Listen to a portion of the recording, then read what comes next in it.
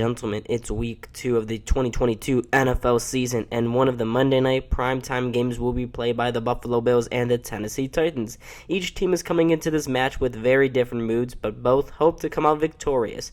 Before I get to the preview, though, make sure to hit that like button and subscribe. Now let's start this preview out by talking about the Titans offense. Led by quarterback Ryan Tannehill, the offense did a no-show against the New York Giants in week 1. Tannehill was pretty lackluster, though he didn't turn the ball over, going 20 for 33 for 266 yards and having 2 touchdown passes. His stats could have been better, though, had it been for dropped passes that got in his way. Without A.J. Brown or Julio Jones, the receiving core for the Titans looked inexperienced and pretty bad. The best of the bunch was 5th-round rookie Kyle Phillips, who caught 6 passes for 66 yards. Phillips was one of only a couple bright spots on the offense, but besides him, there wasn't much firepower coming from the offense.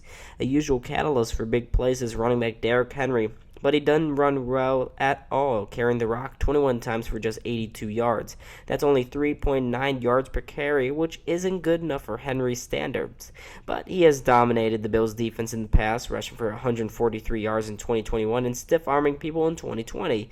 He will need to bounce back if the Titans are to make any impact against a stout Bills defense. The Titans will also hope that rookie wideout Treylon Burks and veteran plus former Buffalo Bill Robert Woods steps up, because that showing against the Giants wasn't good enough at all. Like I said before, though, the Titans will face off against an elite Bills defense. Going into the kickoff game, I was very worried about how the Bills would hold up against an elite offense like the Rams, but boy did they perform well. The Bills' defensive line looked amazing, with Von Miller sacking Matt Stafford twice, Jordan Phillips returning to form with his second half, and the third-year man A.J. Epinesa also looking pretty solid. Second-year man Greg Rousseau also looked excellent, and so did everyone else on the Bills' defensive line. It's pretty special when the Bills have 8 guys who they can rotate on the line, and all of them can make a pretty big impact at any time in the game. Behind them were a group of solid linebackers, with the most surprising of the 3 being Tremaine Edmunds. He was making the right reads on that Thursday night, a good sign in a pivotal year for him.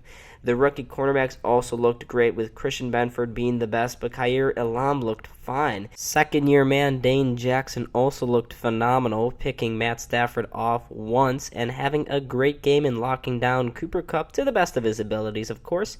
Jordan Poyer and Micah Hyde were great as always, and both should anchor a unit looking to be the best in the NFL. They'll hope that the Bills' offense continues to click. Against the Rams, the Bills' offense looked like they hadn't missed a beat from the end of last season, with Josh Allen going 26 for 31 for 297 yards, throwing for 3 touchdowns and 2 interceptions. He was extremely efficient, with some hope coming from the great play calling from new OC Ken Dorsey. The running game for the Bills also looked fine, but slightly concerning. Both Zach Moss and James Cook fumbled the ball in the kickoff game, but Devin Singletary didn't. Singletary instead ran 8 times for 48 yards, a solid showing from the Bills' now bona fide number 1 running back. In the receiving game, it was the usual suspects making a big impact. Stephon Diggs caught 8 passes for 122 yards and had a touchdown catch, and Gabe Davis also had 4 catches for 88 yards and another touchdown catch. Diggs especially looked phenomenal, and all of Bills Mafia is hoping that Diggs continues to play like a beast in this game. Buffalo's offensive line also looked fine, outside of a couple of pressures and 1 sack from Aaron Donald. But that's Aaron Donald. What do you expect? Deion Dawkins continues to play well, and Spencer Brown played much more consistently against the Rams, too. This Bills offense will need to continue performing at their best if they are to finally beat the Titans, but the Titans' defense will look to stop that. In Week 1 against the Giants, the defense came out to a great start, but a 13-point collapse and a second half later, things are looking very different for this unit. Safety Amani Hooker did have an interception against Daniel Jones, but it didn't stop this unit from being carved up by Saquon Barkley, who ran for 164 yards on just 18 carries. The defensive line as a whole didn't perform terribly, though, with Jeffrey Simmons and Rashad Weaver getting 2 sacks each. This unit also had a fumble recovery against Daniel Jones, so the 2 turnovers aren't bad. So where did it go wrong for Kevin Byard, Danico Autry, Bill Dupree, and company? Well, the answer has to do with blown coverages and chunk plays. Saquon got run after one on this defense, and Sterling Shepard had a huge catch in the second half that really kick-started the Giants' offense.